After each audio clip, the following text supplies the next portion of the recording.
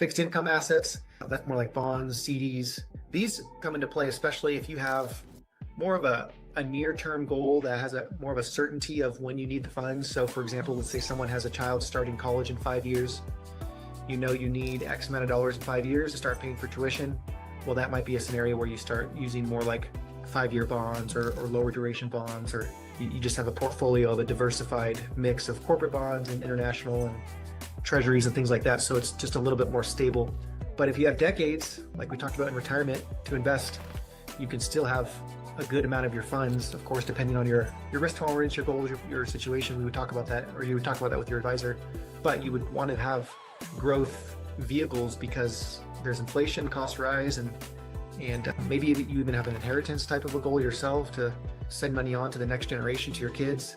And in that scenario, you would have basically their time frame to invest.